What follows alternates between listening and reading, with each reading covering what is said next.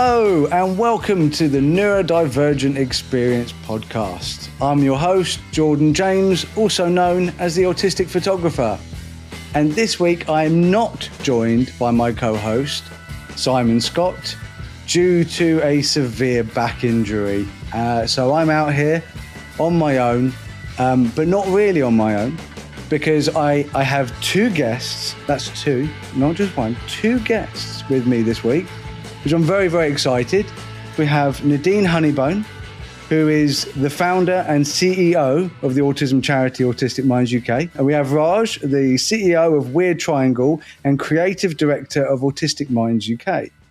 And we're here to talk about Autistic Minds Cardiff, the live event that we're going to be doing, and autism-led charities and why they're so important.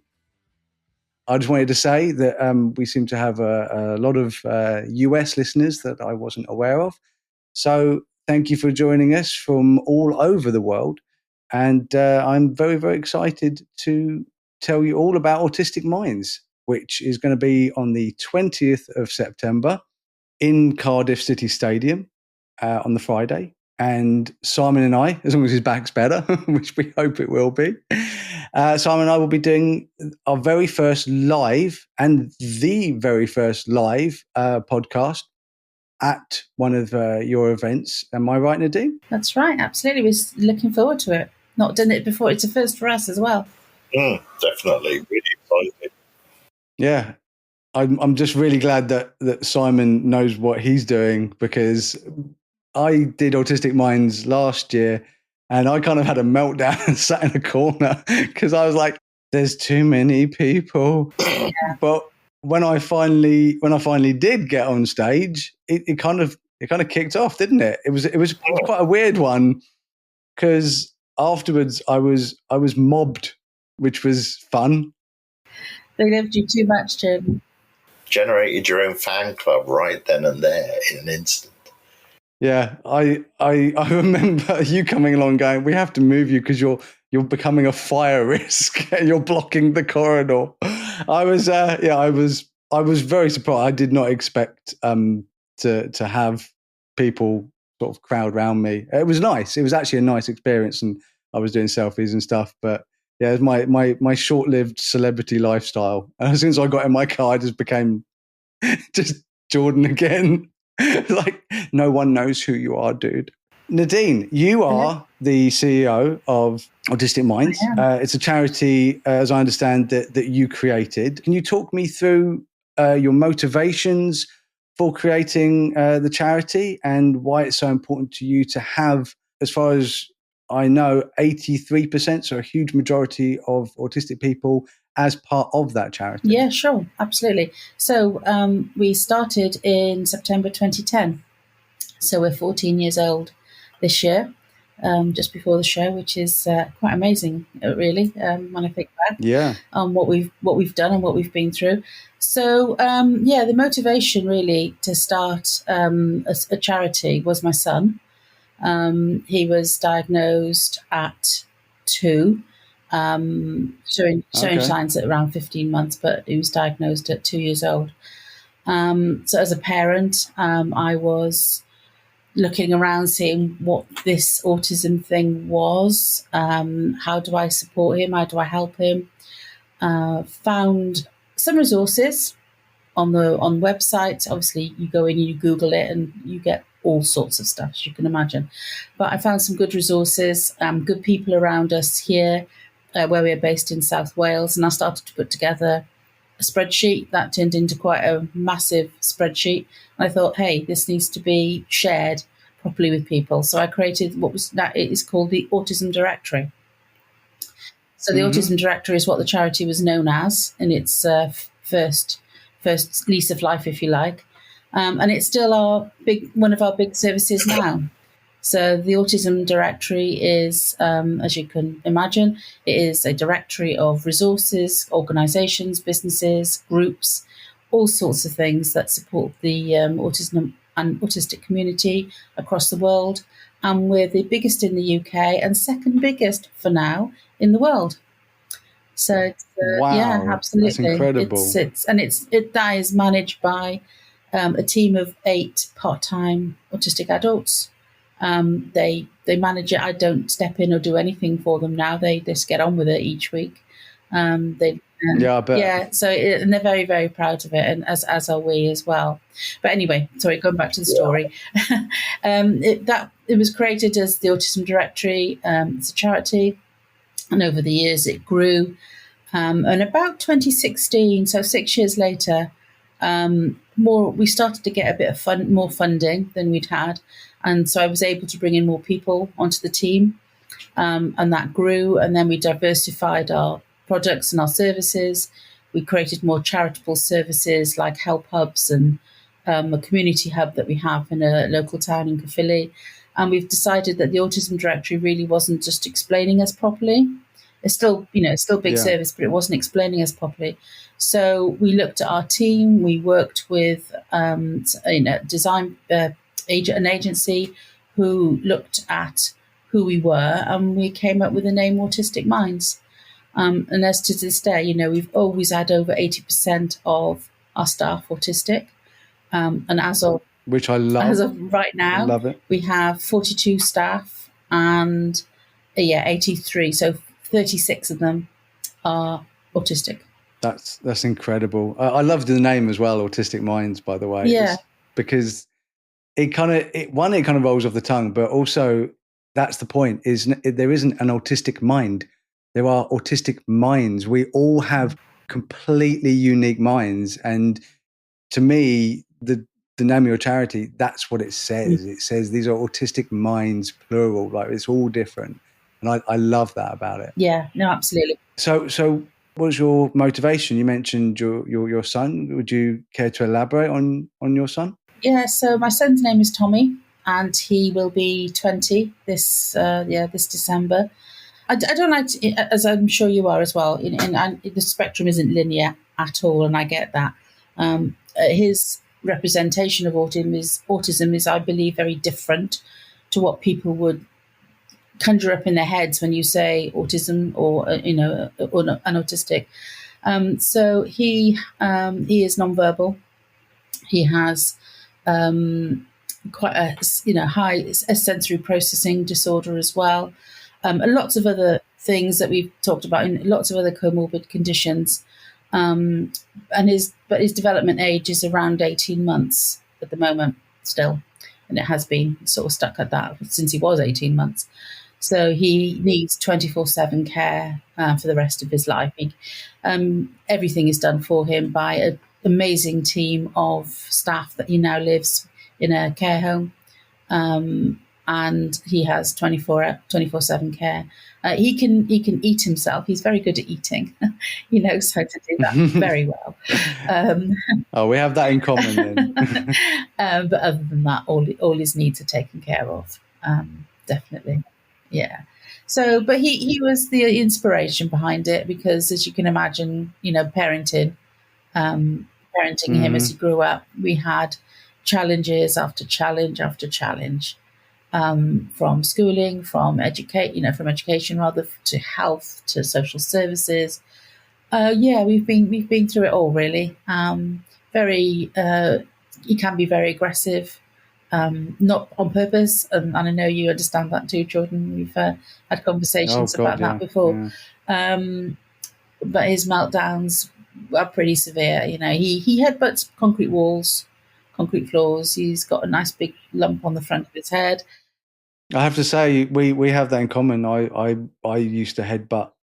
Well, you name it, I'd headbutt it. I'd get in really bad states. I remember being on a train once and just got so overwhelmed. This is as a teenager, and I was so overwhelmed, and I started smacking my head on the metal pole that, you're meant to hold. And I was smacking and smacking and smacking. Pip literally had to hold my head to stop me from doing it. So it's, it is an awful thing. But, and I am in I think of myself as being privileged when it comes to being autistic. I'm privileged that the synaptic pruning process pruned enough of my baby brain, as it were, my infant neurological pathways, as I understand it. So I think, like you said, there's not levels of severity of being autistic, but there are levels of severity of disability, levels of severity of impairments. And when you have that sort of it's like too much in your head. There's just not enough room for those new pathways, those adult-led adult pathways to grow, and you just get stuck. And I remember a friend of mine, her son is very similar to yours, and she said that he's her forever boy. He's just frozen in time. And what makes me sad is that, like you said, it's wonderful that people like me are out there showing what autistic people can do, but I do worry that people like your son are just getting forgotten about, and it just shouldn't be that way. That's the whole point of talking about a spectrum. Like you said, it's not worst to best. It doesn't work like that, because on a bad day, I can be having a meltdown just like your son. But on a good day, I can go and get a job, and I can drive a car, and I can do loads of things that your son can't do. And it isn't high functioning, low functioning. It's just life. It's just one of those roll. It's genetics. It's a roll of the dice. And I don't know. Honestly, it's such a minefield, I think, because I think in the past, more people who would think of autism would think of someone like your son. And the thing is now it's going the other way, and it shouldn't happen like that.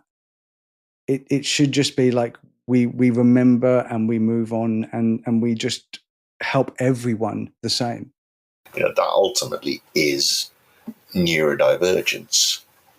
That's what it is. It's less, I think, about how we think about levels and stuff.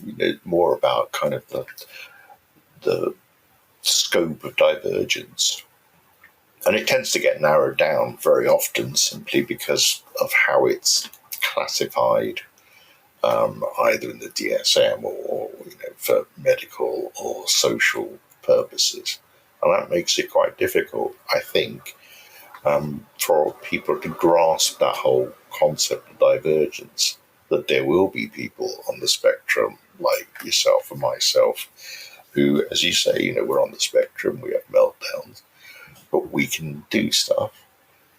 There are other neurodivergences like Tommy,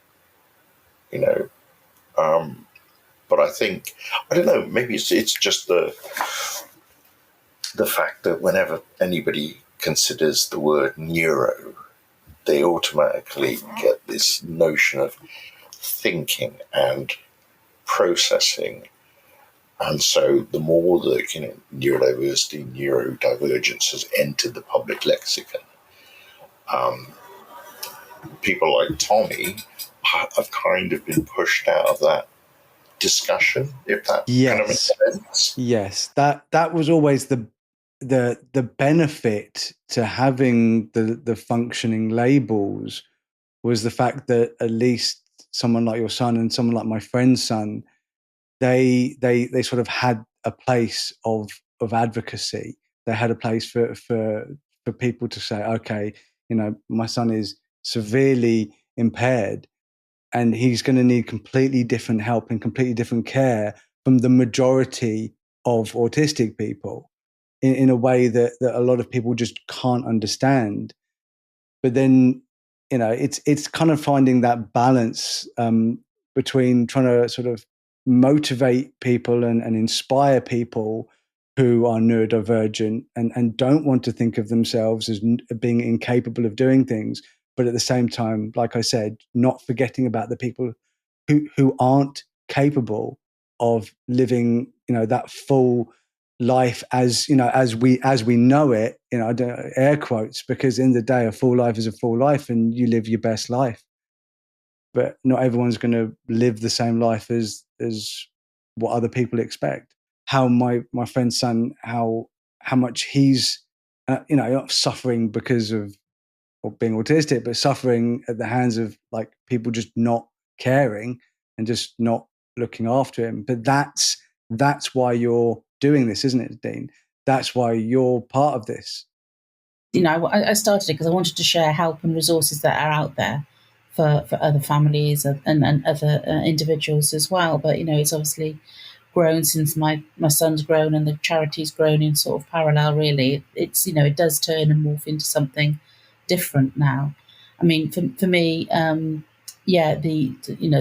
lack of being able to communicate is one of the biggest challenges. And if I had and I know we don't want, nobody should wish to change anybody, but I would, put my life on the line for him to be able to communicate needs, basic needs, Oh, like absolutely. Of course, yeah. Any parent would. Any parent would.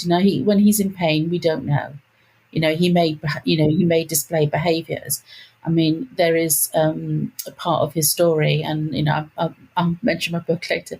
There's a part of the story that I've written about that. Because of the authorities, the health service, the social services, and what have you, were saying, he was in pain and expressing behaviours. Oh, that's his autism. That's his autism. It's fine. That's his autism. Yeah. Well, it turned out he was left for 5 months with 3 exposed raw nerves in his teeth until they. What? Yeah. 5 months until the end of the day. I pushed so much, and I had to have a general anaesthetic to find out, because I said it's in his mouth. I can, because he couldn't even point to where it was hurting, and he just does not have that capability and capacity. And they found 3 exposed nerves in his teeth. And he'd lived with that for about 5 months since I started noticing that there was something different and something wrong, and his behaviours were escalating because of his autism, apparently. So that's where he's being let down. That's the problem with the blanket labelling. Yeah, he was let down, tremendously let down, and yeah. Well, like we were saying, like you like people will say that your son is severely, it's severe autism, and I'm like, well, okay, so you've given this severe diagnosis, but yet you're still not helping because you're just saying it's autism. So at the end of the day, your son needs more help than a lot of autistic people because of his lack of communication issues, but they're using autism as some excuse or something to not have to help your son and not have to spend the time actually getting to know and understand your son. And I've seen this so many times where they would just blame autism.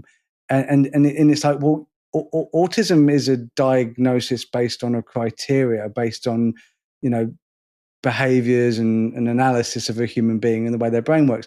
At the end of the day, it's the alternative neurotype. That's what it is. We are an alternative neurotype, and we are born like this. And to just go, oh, it's just the autism. Yeah, but I mean, that doesn't make sense. I mean, it doesn't, because there's so many different reasons. I mean, it's like Simon is out right now because he had a bad back. He couldn't do the episode. He tried to, couldn't do it. He's got a bad back. That's most likely hypermobility.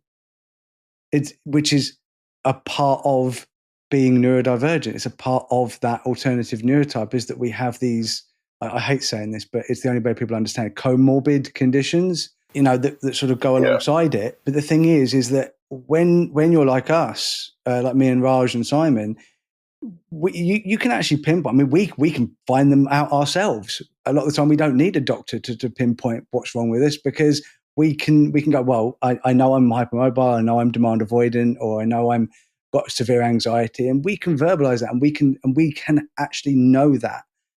But with your son, he can't do that. So he has all the same issues as us, but he can't tell people about it. He can't explain it.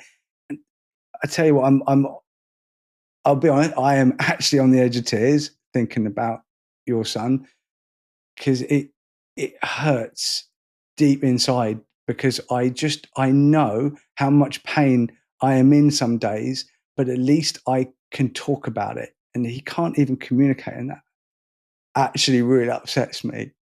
And I just think you're amazing. Well, thank you for that, Jordan. It's been, it's been quite a few, 20 years of a different life, I'd say that. And if I can just mention the book now, because it's sort of an appropriate time, but I've written the book, and it's called This Life Was Never in the Brochure. And it is my story of parenting Tommy over 20 years. And all those stories are in there, all the challenges that we've had. And, going back to the labelling, again, I have said, it's bringing up a child with severe autism and profound multiple learning disabilities. And we've had this discussion. I know the severe side of it can cause a lot of controversy there. But the reason I use that word is because when you look out to the general public, the public that isn't in our autism world that we are in, you say autism and they go, oh, yeah, did you say brain mind? Or, oh, I know, my person I work with, their son's nephew has got autism. I know what that is. And it's like... Yeah, just like Sheldon Cooper. Just like Sheldon. Yeah. No, you do not know what it is. And the life that we've had has not been, they doesn't get depicted in the media. If you look at some of the soaps these days, they've got someone with autism on there now, or who's autistic, and it's like, yeah, that's great. That is a representation, but there is nowhere out there that actually describes what our life has been like, not just his, but ours as well as parents, and the challenges that he has, and that's why I use that word severe. And I know it's controversial, but that is the reason why I wanted to separate it from, my life raising an autistic child, which anyone could just say, oh yeah, I know people like that. Yeah, no, I completely understand. Like I said, we use severe impairment or severe disabilities or anything like that. But at the end of the day, you're absolutely right. The general public, the people who don't know, who aren't part of our community, they are going to just brush over it if you don't start using these words. I completely understand, and I'm just impressed by you, just for you to not only go through that and see your son go through that, because I know as being a dad, and whenever I see my kids having a difficult time, it breaks me. Like my emotional attachment to most other neurodivergent people seems to be very strong. Like I said, like you were just talking about your son, and I feel it so in me, and I feel so much empathy for your son. But when it comes to my own kids, it's like tripled. You just feel everything. Like my if my kid dropped an ice cream, I want to buy them 1,000 ice creams. Just it's that thing inside you. So I know I can't even imagine, because obviously my kids have had a lot of challenges, but their challenges are going to be more like mine. So I know how to help them because I've been through them. Whereas you were running blind. You don't know. And I don't think enough people appreciate that, which is why I wanted to talk to you about your Autistic-Led charity, is the fact that you must have so many different types of autistic people, and sort of I'm just going to throw it out there, all over the spectrum. They're all over it, like electrons in an atom. They're in there. So, your understanding of like the different types of autistic people must be incredible, having worked with so many. I wouldn't say I understand it at all, but we, like any member of staff, like any member of like any person, that we treat everybody individually. They each have different skills, different challenges. All are supported as well, as much as we can support them, and we're giving them an opportunity for work experience. Well, not work experience. It's paid work opportunities, but giving them the opportunity to have employment where they may not otherwise have had. We work closely with the job centres, and that's where a lot of our staff have come from. Those that just cannot find work elsewhere, or wouldn't be accepted in work elsewhere. Really are struggling to find anything. And I always believe everyone has to have something to get up for in the morning, wherever. You have to have something to get up for. And for us and for our staff, a lot of the time it's coming to work, it's seeing their colleagues doing something purposeful, and feeling good about what they've done. They may have made a bird box, and then on the weekend it gets sold at at a stand or a market or something, and they're proud of that. Oh, that's so nice. Yeah, I bet. I mean, I know the first time I ever sold one of my pictures, it was somebody local, and I got it all printed out, and I took it round their house because I didn't know I was no point in sending it. I took it around their house, and I was actually able to meet and that's a huge thing when you put so much effort into creating something and you're so proud of it. And I could see their face and how happy they were with the picture, and then they put it on their wall and they sent me a picture. And because all through school I wanted people to notice my art, but I just got bullied. I was just always put down and always picked on, and I had no self-confidence whatsoever. The world had truly done its job, putting me in my place. How dare I be alternatively neurotyped? How dare I? And it does feel like that so often for us. When you agree, Raj, is that we're just made to feel like we just don't belong. We're not good enough. Oh, I absolutely agree with you 100% on that. It is a cruel thing that we exist in a world and in societies where ultimately your value or your worth, if you like, is based upon your productivity within a kind of work and consumption level of society. So all of the resources go towards that, getting people into working, and it kind of means that people who are let's say neurotypical have become kind of the baseline. That's normality, if you like. Yeah, they're the predominant neurotype. This is it, and any deviation from that. I mean, we see in all walks of life. If someone dresses differently, they're going to get bullied at school. If I remember from my own schooling, I got bullied for wearing glasses, those huge chunky milk bottle National Health ones. I got bullied for being brown. I got bullied for being soft-spoken, and then gradually, I didn't get diagnosed until I was in my mid-30s. I had no idea what was going on, and it wasn't something that was, it wasn't even on the radar, my radar at all in the 70s or the 80s. You just didn't hear about it. And I think that's part of the very narrow kind of fragmentation, if you like, of where we live, that since everything has a label and everyone is fighting to, if you like, exist or carve out a space and so forth, it means that neurodivergent people are, inherently at a disadvantage within that environment. Yes, it's always, it just feels like an uphill battle every single day for me. If it's not an uphill battle in my life dealing with other people, I could be on my own. It's just an uphill battle against my own brain. The like I said, the demand avoidance. I've spoken about this. The PDA, pathological demand avoidance, is excruciatingly disabling for me, and even to the point. This is how bad it is sometimes.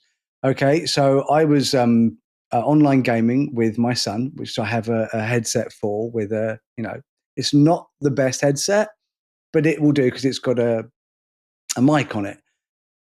I'd finished doing that, and then I wanted to play my own game, and I have a much nicer, much more comfortable set of headphones. Those headphones were on the floor next to me. All I had to do was lean over and swap them round. That took me an hour to just force myself to do it. And in that hour, the reason why I don't like online gaming for too long is because those headphones, they're not that comfortable. So for some reason, I've got a really sensitive left ear. I don't know why. And it starts pulsing. And so I went through an hour of my ear hurting, and I could have just leant down. And my brain just stops me from doing that. That's doing something I want to do for me. like people just don't get that, and that's why I was saying it, like it's so important to have charities with people in it that understand it from a personal point of view, because they live it. And I think it's important to say that, ultimately we as individuals only really semi-understand ourselves, and we only really know our experiences. Absolutely. And as much as we can empathize or, know on an intellectual level about someone else's experiences, all of this is helpful. It helps you as an individual to grow. It hopefully helps other people to grow. But, that's one of the curses, I think, of neurodivergence in the sense that you can't put yourself in someone else's shoes, for want of a better phrase. Most people don't believe that I'm autistic. I genuinely believe that I have some ninja level masking skills. It's exhausting. It's absolutely exhausting. I'm going to be in bed for a few hours after this. I bet. But I still have meltdowns, and they're different now to when I was growing up. Growing up, if you're waving your hands, it's like alleged growing school, up. Yeah. She'd get a slap or whatever at home, and it just became, something where I didn't find different ways. I just seemed to evolve to find those, a different space, if you like, a different world.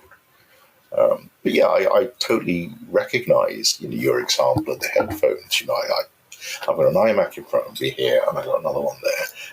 They're wireless mics. And the other day I was doing I was putting together some templates for the marketing, the social media guys. And my mouse, it ran out of batteries. Now, all I have to do is just literally go there, pick that one up, put it there, put that one. And I don't know if it's the same for you. It starts with a slight kind of tingling of puzzlement and a lack of awareness of kind of where you are, and this confusion starts building. And then up here, it is like having 1,000 televisions all playing static at different pitches. It's almost physically. So yeah, like you, it was probably about 20 minutes before I actually did it. And to me, it's also indicative of the fact that we don't pay enough attention to ideas related to mind, body, and soul. That old kind of chestnut. I don't mean that in the way that I think a lot of people would imagine it. That if there's a sound that triggers us in particular, it's physically painful. It's, and one of the good things I think about, one of the many good things about the charity is that, we have people with us who have all kinds of different kind of sensory needs and sensory responses, communication levels. Although most, and it's a really sad fact of the autism community, a lot struggled at school, and many left school without any qualifications.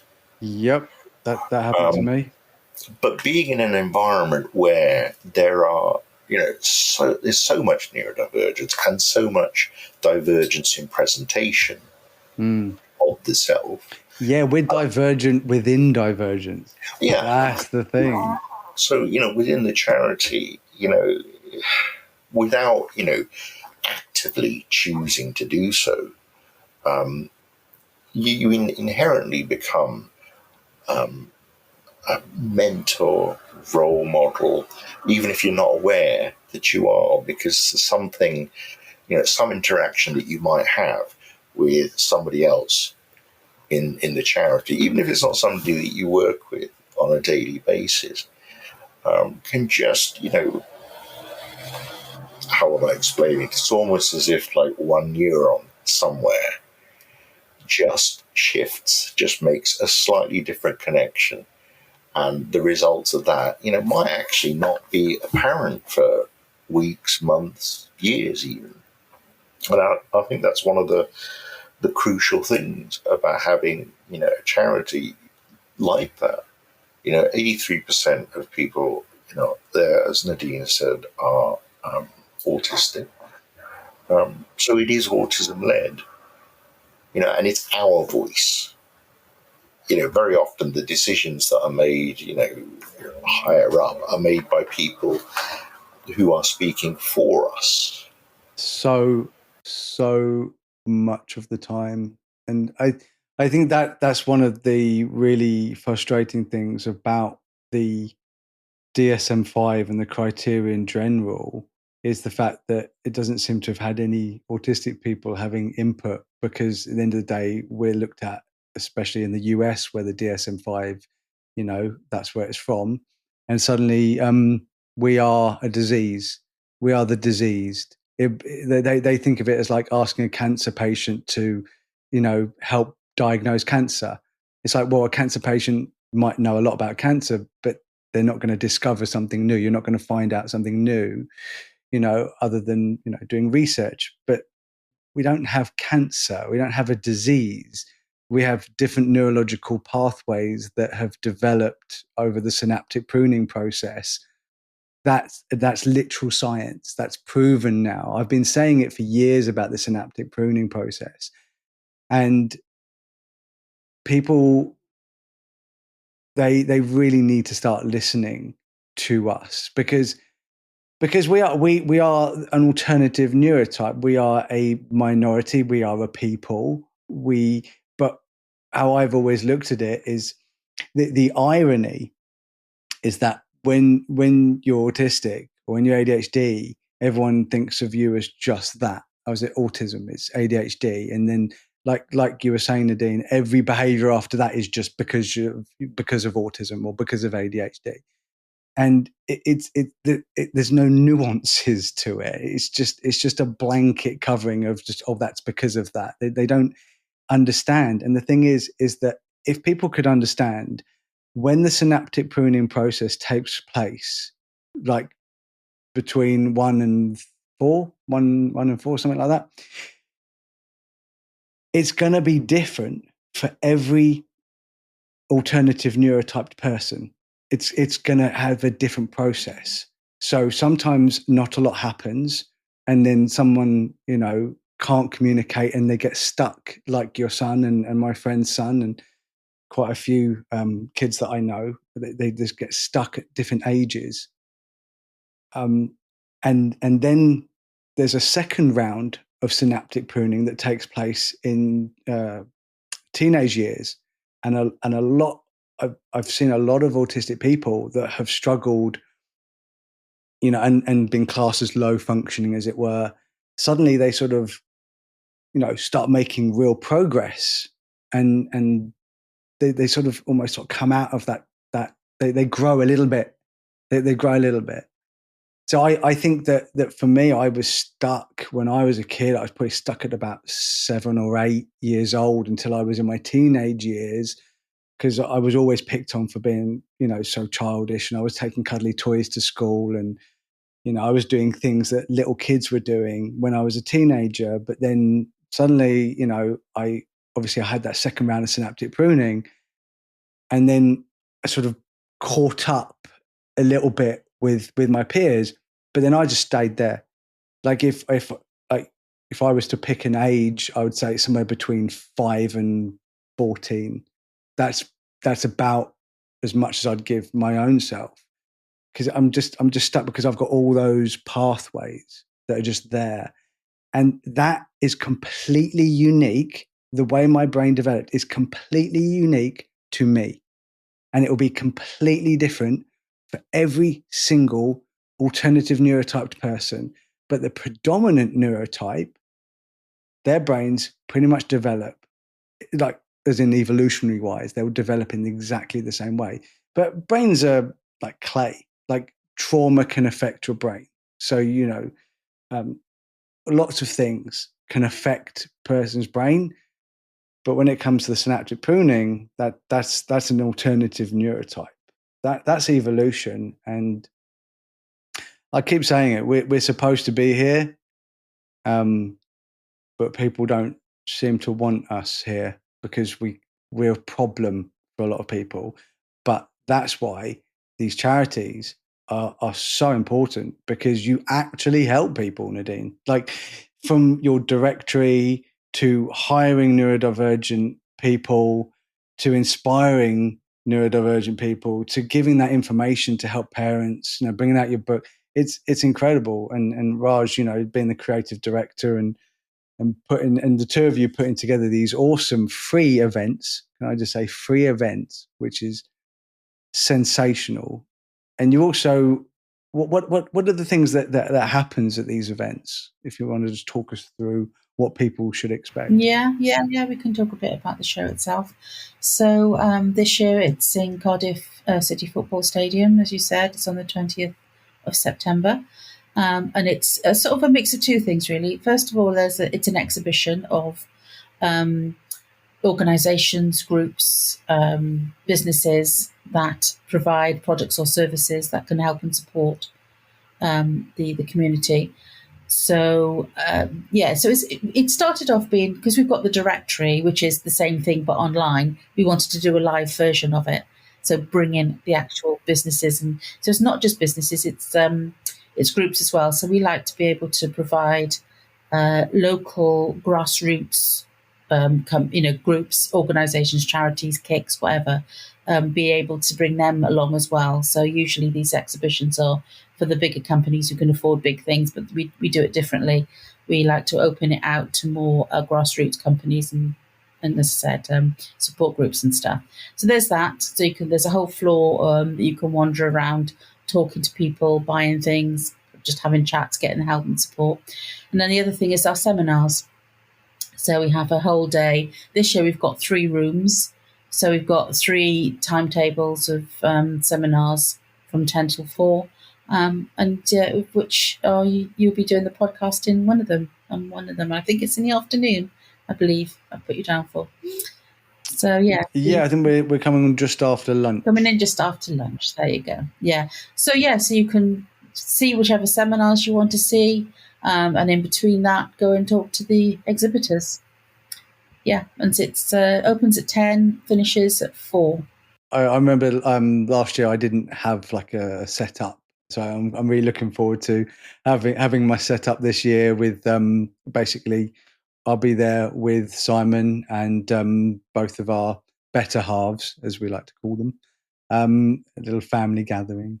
So my wife Sylvia and Caris, Simon's girlfriend, will be there, and we will be selling merch for the first time. So we're going to be having actual, we've just signed a deal with a Neurodivergent-led company, because we only work with neurodivergent companies, and it's a lady who's absolutely fantastic, and she makes all sort of neurodivergent positive sort of t-shirts and fun, like fun slogans, and she makes hoodies and even teddy bears. So we're actually getting a mascot. We've got an orangutan mascot that's going to go. If anyone's watching this on YouTube, I have my Pooh Bear who sits behind me, but soon he will be replaced by our orangutan mascot, who's yet to be named. We're not doing a name yet. And it's going to have the badge of the Neurodivergent podcast on it. So it's going to be really cool. So yeah, we'll be there representing, and I'm very excited about the whole thing. Yeah, it's the highlight of our year for us. It really is. It's something that we're very, very proud of, and what we can do, and the feedback we get afterwards from all sorts of people is just always been positive. It's amazing. We're very proud of what we do there. And we'd love to be able to expand it across. We're only in South Wales at the moment. Well, Cardiff and Llandudno, North Wales, but love to be able to go over the border into England sometime as well. I think it's also important to say that it's a very unique event. There really isn't another event like it, including yourself. All of the seminars and talks that people, can go to, they're going to hear from real lived autistic experience. They're not going to be, talked down to by someone who studies it, An alleged you know what I mean? expert. Yeah, these are real people. You can't be an expert in autism. Real There's no lived such experience, and you don't get that at other shows. And an increasing number of, the stands that we kind of have, like the artist called and so forth, are autistic-led businesses, organizations, individuals. We have our own, social enterprises. They're going to be there as well, and they'll have their, products and things on show and for sale. But, you can also talk to them, about their process and their experiences and what they feel about it all. So the event itself is almost like a kind of wide mirror kind of version of the charity. In the event is designed to be autism-led. Yeah, I mean, you talked about your directory, Nadine, which is a wonderful resource, which we will link in our. We'll link to this podcast when we put it out, and I'll link it on my socials as well. But what I was going to say is that it's the event in itself. If there are people listening, if you know anyone out there that just wants to know more about autistic people, not just about autism. You can read a book and you might learn about autism, but you're never going to learn more than if you actually go and meet autistic people and meet, all different types of autistic people, which is why, the speakers, it's so important to hear from real people talking about their real lives. That's what we try and do on this podcast. But, an event like that, you've got so many different types of autistic people who are going to be more than happy, a lot of them. Don't just randomly approach anyone. That would be rude. just start tapping people on shoulders. Don't touch anybody. Don't be touching. No touching. Don't touch me. But you can ask. That's fine. But overall, it's just a wonderful place for people who, especially people who are new to autism, who want to just understand it better. I can't think of a better event to go to actually just meet people and talk to people and like you said, get resources and see successful autistic people who were never given a chance in schools or never given a chance at work being successful for themselves. I mean, I know, Raj, you created your own business, didn't you? Well, yeah, I know. I owe Nadine a great deal. I think I was probably one of the nadirs of my life, when, Nadine approached me. It was kind of giving me a whole, new lease of life. I set up a business with a friend of mine. We just got chatting. He's not neurodivergent, but he's worked in several, autism charities, and he's a really switched on guy. We just bonded with our kind of love of all things geek and music. So we said, let's set up a business, like designing our own like t-shirts and hoodies and things and selling them. And that's kind of where it started.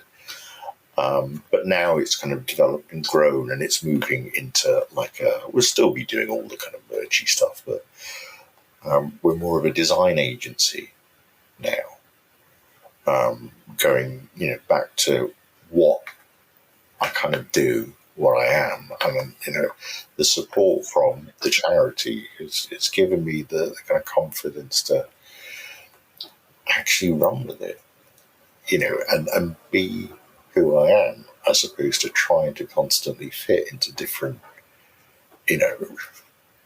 different roles, if you like, different positions, different ideas of what people say I should or shouldn't be capable of, or I should or shouldn't be doing. And we're seeing the seeds of that through our enterprises as well. They're run by autistic people. They're managed by autistic people. They run they're not independent businesses just yet. They're our social enterprises, so they sit within the charity, but they function like businesses.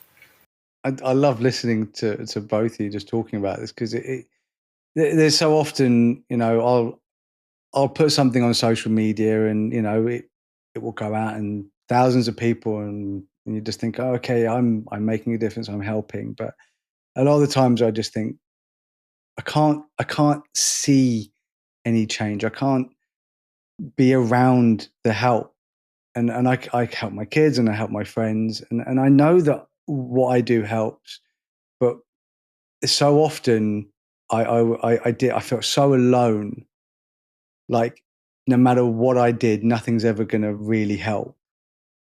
But then when I meet and hear about people like yourselves doing these amazing things, and I have a friend as well, Mandy Cook, also known as the Autistic Teacher. She runs an amazing charity as well, and these autistic-led charities. And I started learning so much more about them, and it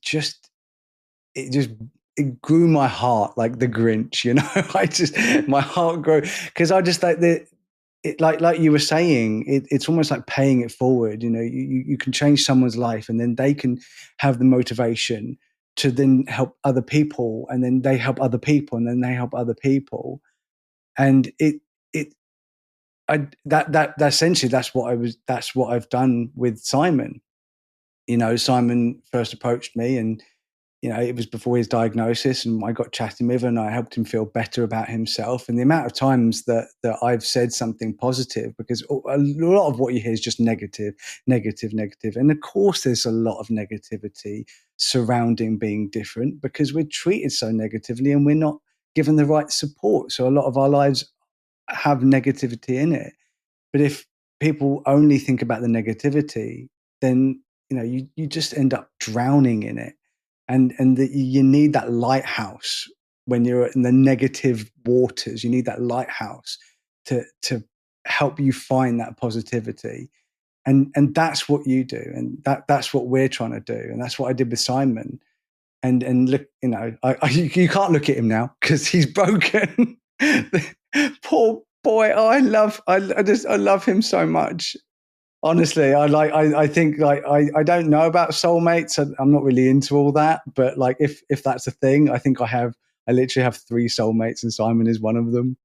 And bless him. But yeah, just seeing him and in his life, and he's been helping people, and he's been helping his parents, and they've been out, and his dad works for this business, and he's been talking about it, and he's helped people in his business. And it's remarkable when you only do a little, how much you can change. You guys are doing so much, and you must be changing so much. So I want to thank you on behalf of myself as an autistic individual. So I'm glad there's people like you that actually exist and actually care, because I so often I'm on here just getting upset that no one seems to give a crap. That's like my tagline: no one gives a crap. But you actually do, and so thank you so much for that.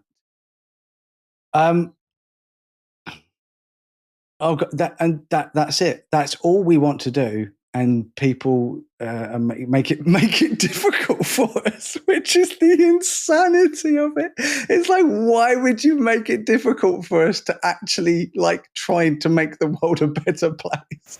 It's one of the crazy things that I still don't understand. I've never understood ever since I was a kid. There's this toxic dissonance, isn't there, in life? Oh, the cognitive dissonance is it's insane. Some of the core pillars that we're brought up to believe with regards to, living, simple things like, always be yourself. Everybody gets told that. Everyone gets told that. And then, nobody, everybody's too frightened and gets pigeonholed. And, when I used to teach, we'd have kids graduate and then go and work in various creative industries. And again, job adverts, which I hate with a passion. We want somebody with fresh ideas, with a new outlook. When you actually go, what they're looking for is somebody to do exactly what the last guy did. And they don't want any different. And, we grow up, being told that, these are the things to value. We should be, proud of, ourselves. And yet we're made to feel, as you get older, you're made to feel guilty for being yourself, if you like, for thinking the way that you do and so on. So, in terms of, we're trying to make the world a better place one step at a time. And part of that is removing that dissonance, that toxicity, so that, if we say to our kids, look, never be ashamed of who you are, always be true to yourself, that's how life should be. It's the thing is that we're always encouraged to go, think outside the box. Like, it's like you were saying, if you go for a job or something like that, they're like, we want people who think outside the box. And I go, well, I think so far out of the box. I made my own box and then broke out of that box, so I'm not even in a box. And they'll go, no, that's too much out of the box. We just want you to think occasionally, have an original thought. We don't want you to be completely original. We need you to toe the line and then occasionally pop your head up. And I'm like, nah, I'm Ariel. I'm out of the water. I'm on the land. I am living my best life with my prince. I am out of that. I'm out of there. And I think people get intimidated by that because a lot of the time they like to think of us as being incapable, because I find that they have a superior, this superiority complex of they want us to feel bad because then they can feel sorry for us. And see, this is the thing I like about your charity, is it's not, poor little disabled in the corner, give us money for Jeremy in the corner, for new head.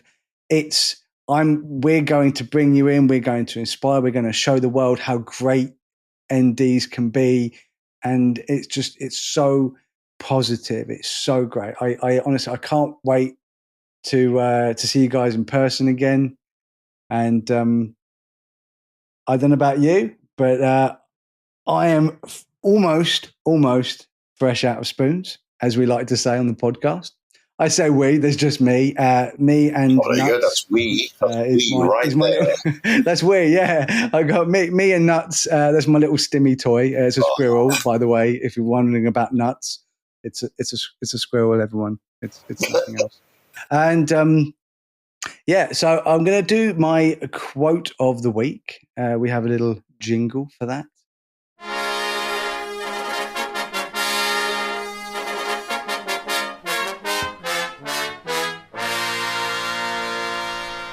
Now I forgot what my quote of the week. Hold on. I think. Okay. My quote of the week.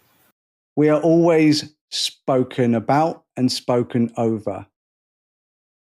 But if you speak to us, that's when you will learn the true meaning of what it is to be autistic. I'm going to wrap up. Thank you so much for joining me and my invisible friend Simon.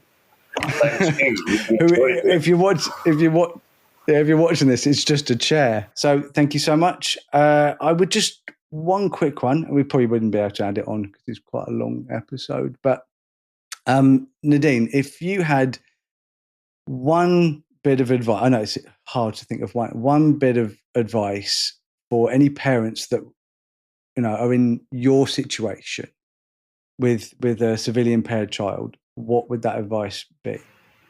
Wow. Look after yourself first. Really, it's not selfish at all, but you have to be around. You have to put your own oxygen mask on first. So keep your mental health as well as it can be, and reach out. Great advice. I couldn't have put that better myself. I wish that I'd taken that advice with my mental health, and when I was younger. So yeah, 100%. Thank you again for joining us, and I'm just really glad that I don't have to edit this. Thank you for listening. If you've enjoyed the podcast, please leave a review. It really helps boosting our ratings. Plus, every time we get like a really big spike in episodes and we find people watching, I don't seem to get happy about it because my brain just wants to know why. So if you could do me a massive favor and just tell me why you're listening to this and tell me if you enjoyed it. Okay, so thank you very much for listening, and we will see you next time.